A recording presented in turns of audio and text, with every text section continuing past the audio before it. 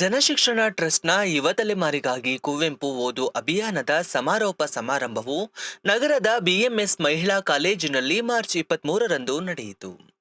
ಕರ್ನಾಟಕ ಸಾಹಿತ್ಯ academy, BMS ಮಹಿಳಾ college ಹಾಗೂ ಜನಶಿಕ್ಷಣ ಟ್ರಸ್ಟ್ ಸಂಯುಕ್ತವಾಗಿ ಈ ಕಾರ್ಯಕ್ರಮವನ್ನ ಆಯೋಜಿಸಿದ್ದವು. ಕುವೆಂಪು ಅವರ ಸ್ಮರಣಾ ದಿನದ ಅಂಗವಾಗಿ ಆರಂಭವಾದ ಈ ಅಭಿಯಾನವು ಸ್ವಾತಂತ್ರ್ಯ ಹೋರಾಟಕ್ಕಾಗಿ ತಮ್ಮ ಪ್ರಾಣವನ್ನ ಅರ್ಪಿಸಿದ ಭಗತ್ ಸಿಂಗ್, ರಾಜ್ಗುರು ಹಾಗೂ ಸುಖದೇವ್ ಹುತಾತ್ಮರಾದ ದಿನದವರೆಗೆ ನಡೆದದ್ದು ವಿಶೇಷವಾಗಿದೆ. ಈ ಅಭಿಯಾನದ ಅಂಗವಾಗಿ ರಾಜ್ಯ ಮಟ್ಟದ ಪ್ರಬಂಧ ಸ್ಪರ್ಧೆಯನ್ನ ಹಮ್ಮಿಕೊಳ್ಳಲಾಗಿತ್ತು.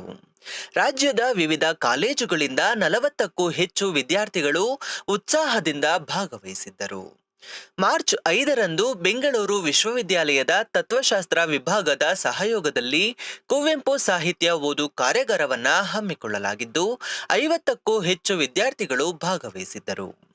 ಮಾರ್ಚ್ 12ರಂದು ಎನ್ಎಂಕೆಆರ್ವಿ ಕಾಲೇಜಿನಲ್ಲಿ 10 ಕಾಲೇಜುಗಳ ಪದವಿ ವಿದ್ಯಾರ್ಥಿಗಳಿಗೆ ಮತ್ತೊಂದು ಕಾರ್ಯಾಗಾರವನ್ನ ಆಯೋಜಿಸಲಾಗಿತ್ತು.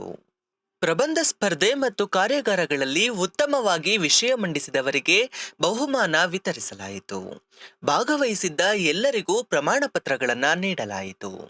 ಸಮಾರೋಪ ಸಮಾರಂಭದ ಅಧ್ಯಕ್ಷತೆಯನ್ನ ಬಿಎಂಎಸ್ ಕಾಲೇಜಿನ ಪ್ರಾಂಶುಪಾಲರಾದ ಡಾಕ್ಟರ್ ರಘುಕುಮಾರ್ ಎನ್ ವಹಿಸಿದ್ದರು. ಕಾವ್ಯಂ ಶ್ರೀನಿವಾಸಮೂರ್ತಿ, ಕೆಎಸ್ ವಿಮಲಾ ಹಾಗೂ ಡಾಕ್ಟರ್ ರಾಧಾ ನಾಡಿಗ್ ವೇದಿಕೆಯಲ್ಲಿ ಉಪಸ್ಥಿತರಿದ್ದರು. ಕುವೆಂಪು ಸಾಹಿತ್ಯದಲ್ಲಿ ವೈಚಾರಿಕತೆ ವಿಷಯದ ಮೇಲೆ ಹಿರಿಯ ಕವಿ ಹಾಗೂ ಚಿಂತಕರಾದ ಪ್ರೊಫೆಸರ್ ಎಸ್.ಟಿ. ಸಿದ್ದರಾಮಯ್ಯ ಅವರು ವಿಚಾರ ಮಂಡಿಸಿದರು. ಕರ್ನಾಟಕ ಸಾಹಿತ್ಯ ಅಕಾಡೆಮಿಯ ಅಧ್ಯಕ್ಷರಾದ ಎಲ್.ಎನ್. ಮುಕುಂದರಾಜ್ ಸಮಾರೋಪ ಭಾಷಣ ಮಾಡಿದರು. ನಮ್ಮಲ್ಲಿ ಇದ್ದ ಕೆಲವು ವ್ಯವಸ್ಥೆಯ ಭಾಷೆಗಳಿಗೆ ಹೊಸ ಭಾಷೆಯನ್ನು ಕೊಡ್ತಾರೆ ಅವರು. ಉದಾಹರಣೆಗೆ ನೀವು ಈ ಗುರುಗಳನ್ನು ಮಠಾಧೀಶರುಗಳಿದಾರಲ್ಲ, ಅವ್ರುಗಳನ್ನು ದೊಡ್ಡವರನ್ನು ಕುರಿತಾಗ ಶ್ರೀ ಶ್ರೀ ಅಂತಿರ್ತೀರ. ಸಾಮಾನ್ಯರಾಗಿರ್ತಕ್ಕಂಥವರನ್ನು ನಿರ್ಲಕ್ಷಿಸ್ತಿರ್ತೀರ. ಅದಕ್ಕೆ ಅವ್ರೇನು ಮಾಡ್ತಾರೆ, ಸಾಮಾನ್ಯನನ್ನು ಶ್ರೀ ಸಾಮಾನ್ಯ ಅಂತ ಕರೀತಾರೆ. ನಮ್ಮ ಕನ್ನಡದೊಳಗೆ ಆ ತರಹದೊಳಗೆ ಸಾಮಾನ್ಯ ಮತಿಯನ್ನು ಶ್ರೀಸಾಮಾನ್ಯನೆಂದು ಗೌರವಿಸಿದ್ದು ಅದು ಒಬ್ಬರೇ, ಅದು ಕುವೆಂಪು. ಮೊಟ್ಟ ಮೊದಲಿಗೆ ನಮ್ಮ ಕನ್ನಡ ಭಾಷೆಗೆ ಸೇರಿಕೊಂಡದ್ದು ಈ ಪಲ್ಲಟ ಇದೆಯಲ್ಲ, ಈ ಪಲ್ಲಟವೇ ಅವರ ವೈಚಾರಿಕ ವೈಜ್ಞಾನಿಕ ದೃಷ್ಟಿಕೋನದ ಫಲವಾಗಿ ಬೆವರು ಹರಿಸಿ ಬದುಕನ್ನು ಕಟ್ಟಿಕೊಳ್ಳುವಂಥ ಜನತೆಯ ಪರವಾಗಿ ಆಡಿದ್ದು. ಅದಕ್ಕೆ ನೇಗಿಲ ಯೋಗಿ ಅಂತಾರೆ, ರೈತರನ್ನು ನೇಗಿಲ ಯೋಗಿ ಅಂತಾರೆ. ಹೀಗೆ ಸಾಕಷ್ಟು ಕಟ್ಕೊಂಡು ಹೋಗ್ತಾರೆ. ಮತ್ತು ಮಹಿಳೆಯನ್ನು ಗೃಹ ತಪಸ್ವಿನಿ ಅಂತ ಕರೀತಾರೆ. ಇವೆಲ್ಲ 12ನೇ ಶತಮಾನದ ಚಳುವಳಿಯ ಒಳಗೆ ಏನೇನು ಕಾಣ್ತೀವೋ ಆ ಎಲ್ಲವೂ ಕೂಡ ಕುವೆಂಪು ಅವರ ಸಾಹಿತ್ಯದೊಳಗೆ, ಸಮಗ್ರ ಸಾಹಿತ್ಯದೊಳಗೆ ಒಂದು ಏಕವ್ಯಕ್ತಿ ನೆಲೆಯ ಚಳುವಳಿಯ ರೂಪದಲ್ಲಿ ಅವು ಬಂದಿರತಕ್ಕಂಥದ್ದನ್ನು ಗಮನಿಸಬಹುದು. ಒಂದು ಗೊಬ್ಬರದ ಕಂಪೆಲ್ಲರ್ಗೆ ಪರಿಮಳ ದ್ರವ್ಯಂ ತಾನಪುದು ಏತಕೆನೆ ಸಿರಿವೆರಸು ಶಕ್ತಿರೆ ಗೊಬ್ಬರವೇ ಪರಿಮಳಂ ಇಲ್ಲದಿರೆ ಪುನುಗು ತಾನಾದೊಡಂ ಗೊಬ್ಬರಂ. ಪುನುಗು ಕೂಡ ಗೊಬ್ಬರವಾಗುತ್ತೆ ಅನ್ನೋದು. ಆ ಕಾರಣದಲ್ಲೇನೇ ನನಗೆ ನೀವೆಲ್ಲ ಮಲೆಗಳಲ್ಲಿ ಮದುಮಗಳು ಓದಿ. ಮಲೆಗಳಲ್ಲಿ ಮದುಮಗಳು ಒಳಗೆ ಒಂದು ಜಮೀನ್ದಾರಿ ವರ್ಗವನ್ನು, ತಾವು ಹುಟ್ಟಿ ಬಂದ ಜಮೀನ್ದಾರಿ ವರ್ಗವನ್ನು ತಿರಸ್ಕರಿಸಿ ಎಷ್ಟು ಅವರ ಕೊಳಕುತನವನ್ನು, ಅವರ ಅನೀತಿಯನ್ನು ಅನಾವರಣ ಮಾಡ್ತಾರೋ ಅಷ್ಟೇ ಮಟ್ಟಿಗೆ ನೀಚಾತಿ ನೀಚ ಅನ್ನಿಸಿಕೊಂಡಿದ್ದಂಥ ನೆಲೆಯೊಳಗಿನ ಜೀವನ ಮೌಲ್ಯಗಳನ್ನು ಹೇಗೆ ಕಾಣಿಸ್ತಾರೆ ಅನ್ನೋದಕ್ಕೆ ಐತಾ ಪೀಂಚರು ಅವರನ್ನು ಶಿವಶಿವಾಣಿಯರು ಎಂತನ್ನುವ ಮಾತುಗಳಲ್ಲಿ ಕರೀತಾರೆ. ಈ ತರಹ ಕುವೆಂಪು ಅವರು ನಮ್ಮ ಕಾಲಮಾನದೊಳಗೆ ನಮ್ಮ ಸಾಮಾಜಿಕ ವ್ಯವಸ್ಥೆಯೊಳಗೆ ಇದ್ದಂಥ ಅಮಾನವೀಯವಾದ ವಿಚಾರಗಳನ್ನು, ವರ್ಗ ತಾರತಮ್ಯಗಳನ್ನು, ವರ್ಣ ತಾರತಮ್ಯಗಳನ್ನು ವಿರೋಧಿಸಿದ ರೀತಿಯೊಳಗೆ ಅವರು ಕಾವ್ಯವನ್ನು, ಕಥನವನ್ನು ಕಟ್ಟಿದ್ದಾರೆ. ನಮ್ಮಲ್ಲಿ ಇಬ್ಬರು ಮಹತ್ವದ ಲೇಖಕರು, ಒಬ್ಬರು 12ನೇ ಶತಮಾನದ ಬಸವಣ್ಣ, ಇನ್ನೊಂದು ನಮ್ಮ ಕಾಲದ ಮಹಾಕವಿ ಕುವೆಂಪು. ಯಾರನ್ನು ಮರೆತರೂ ಇವರನ್ನು ಮರೆಯೋಕ್ಕೆ ಸಾಧ್ಯ ಇಲ್ಲ. ನಾವು ಇಡೀ ಕನ್ನಡ ಜಗತ್ತು ಎಲ್ಲರನ್ನೂ ಮರ್ತು ಬಿಡಲಿ ಪರವಾಗಿಲ್ಲ, ಆದರೆ ಇವರಿಬ್ಬರನ್ನ ಮರ್ತು ಬಿಟ್ರೆ ಭಾಳ ಕಷ್ಟ ಆಗುತ್ತೆ. ಇವರಿಬ್ಬರು ಅಷ್ಟು ಮುಖ್ಯವಾದವರು. ಒಂದು ರೀತಿ ಶ್ರವಣಬೆಳಗೊಳದ ಗೊಮ್ಮಟೇಶ್ವರನ್ನ ಹೇಗೆ ನಾವು ಕರ್ನಾಟಕದ ಹೆಮ್ಮೆ ಅಂತ ಹೇಳಕ್ಕೆ ಸಾಧ್ಯ ಇದೆಯೋ, ಹಾಗೆ ಬಸವಣ್ಣ ಮತ್ತು ಕುವೆಂಪು ಅವರನ್ನ ಯೋಚನೆ ಮಾಡಬೇಕಾಗಿದೆ. ಇವರಿಬ್ಬರು ಮಾಡಿದ ಕೆಲಸಗಳನ್ನು ಗಮನಿಸಿ ಭಾರತಾಂಬೆಯೇ ದೇವಿ ಅನ್ನೋದಕ್ಕೆ ಕನೆಕ್ಟ್ ಮಾಡಬೇಕಾಗಿದೆಯಲ್ಲ.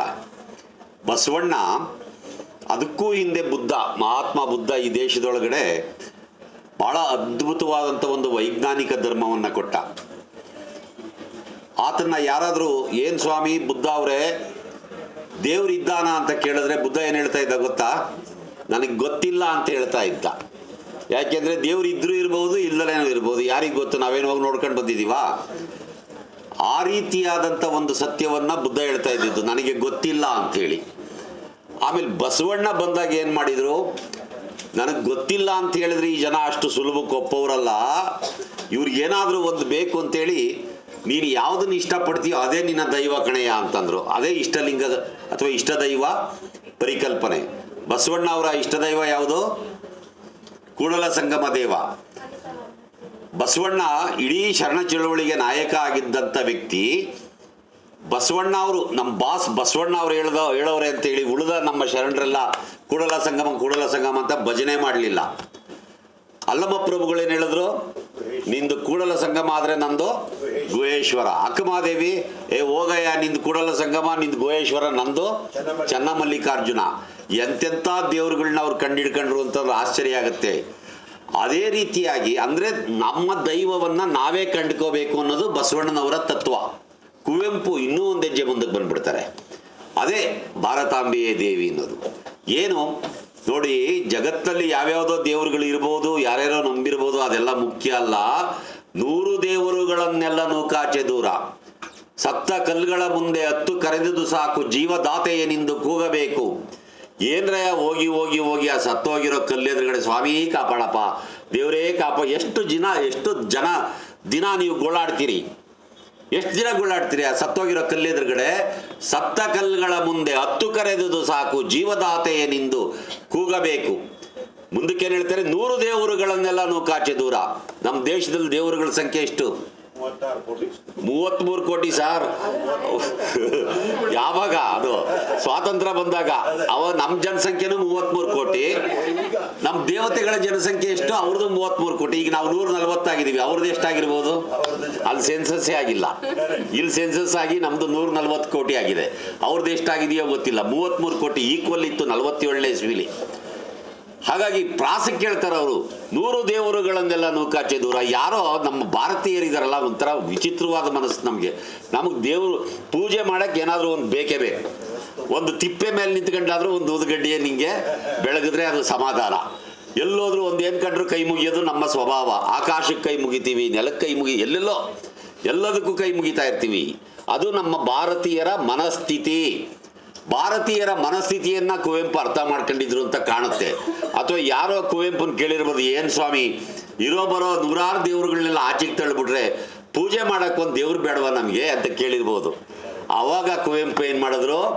100 ದೇವರುಗಳನ್ನೆಲ್ಲ ನೂಕಾಚೆ ದೂರ, ಭಾರತಾಂಬೆಯ ದೇವಿ ಪೂಜಿಸುವ ಬಾರ. ಈ ದೇಶವನ್ನೇ ದೇವರು ಅಂತ ತೋರಿಸಿದ್ರಲ್ಲ. ಈ ದೇಶ ದೇವರಲ್ವಾ?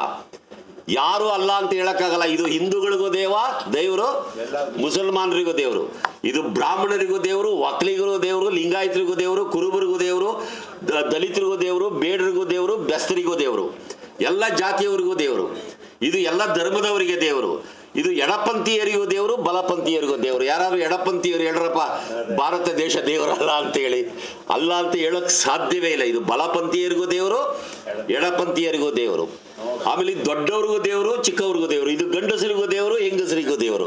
ಯಾವುದು ತಾರತಮ್ಯ ಇಲ್ಲ. ಈ ದೇಶವನ್ನೇ ದೇವರು ಅಂತ ಹೇಳುವಂಥ ಒಂದು ಆಲೋಚನಾ ಶಕ್ತಿ ಇತ್ತಲ್ಲ, ದೂರದೃಷ್ಟಿ ಇತ್ತಲ್ಲ, ಅದು ಮಹಾಕವಿ ಕುವೆಂಪು ಅಂತಂದರೆ. ಇವತ್ತು ಜನಶಿಕ್ಷಣ ಟ್ರಸ್ಟ್ನಿಂದ ಕಳೆದ 4-5 ತಿಂಗಳಿಂದ ಇವರು ಬೆಂಗಳೂರಿನ ಅನೇಕ ಕಾಲೇಜುಗಳಲ್ಲಿ ಕುವೆಂಪು ಬಗ್ಗೆ ಅಭಿಯಾನವನ್ನು ಕೈಗೊಂಡಿದ್ದಾರೆ. ಎಲ್ಲ ಕಡೆ ಹೋಗಿ ಕುವೆಂಪು ಬಗ್ಗೆ ಇದು ತುಂಬಾ ಅಗತ್ಯ. ಸಾಹಿತ್ಯ ಅಕಾಡೆಮಿ ತರ ಸಂಸ್ಥೆಗಳು ಮಾಡಬೇಕಾಗಿರೋ ಕೆಲಸ ಇದು. ಅಷ್ಟೇ ಅಲ್ಲ, ಉಪನ್ಯಾಸಗಳನ್ನ ಏರ್ಪಾಟ್ ಮಾಡಿರೋದಲ್ಲ, ಅದನ್ನು ಪ್ರಬಂಧ ಬರೆಸಿದ್ದಾರೆ. ಆ ಪ್ರಬಂಧಗಳಿಗೆ ಮಾರ್ಕ್ಸ್ ಹಾಕ್ಸಿದ್ದಾರೆ ಜಡ್ಜಸ್ ಮೂಲಕ. ತುಂಬಾ ಒಳ್ಳೆ ಪ್ರಬಂಧಗಳಿಗೆ ಬಹುಮಾನಗಳನ್ನು ಇವತ್ತು ಅವರು ಕೊಟ್ಟಿದ್ದಾರೆ. ಇದು ಬಹಳ ಮುಖ್ಯ. ಯಾಕೆಂದ್ರೆ ಕುವೆಂಪು ಅವರನ್ನ ಹೊರತುಪಡಿಸಿ ನಾವೇನಾದ್ರೂ ಬದುಕಕ್ಕೆ ಹೋದ್ರೆ ನಾವು ಬದುಕಕ್ಕೆ ಸಾಧ್ಯವೇ ಇಲ್ಲ. ಇರಾನು, ಇಸ್ರೇಲು, ಅಮೆರಿಕಾದಲ್ಲಿ ಯುದ್ಧಗಳು ನಡೀತಾ ಇದಾವಲ್ಲ, ಅಂತ ಯುದ್ಧಗಳು ಇಲ್ಲಿ ದಿನ ನಡೆಯಕ್ಕೆ ಶುರುವಾಗುತ್ತವೆ. ಅಲ್ಲಾದ್ರೂ ಬಾಂಬ್ ಬೀಳ್ತಾ ಇಲ್ಲಿ ಸಿವಿಲ್ ವಾರ್ ಶುರುವಾಗ್ಬಿಡುತ್ತೆ. ಕುವೆಂಪು, ಬಸವಣ್ಣ, ಪಂಪ, ರನ್ನ, ಕುಮಾರವ್ಯಾಸ, ಈ ಕನ್ನಡದ ಪರಂಪರೆ ಇದೆಯಲ್ಲ, ಇದು ಬಹಳ ಅದ್ಭುತವಾದ್ದು ಮತ್ತು ಮಾನವೀಯವಾದದ್ದು. ಯಾರಾದ್ರೂ ಕನ್ನಡ ಸಾಹಿತ್ಯವನ್ನ ಓದಿದ್ರೆ ಅವರು ಕೋಮುವಾದಿ ಆಗೋದಕ್ಕೆ ಸಾಧ್ಯ ಇಲ್ಲ.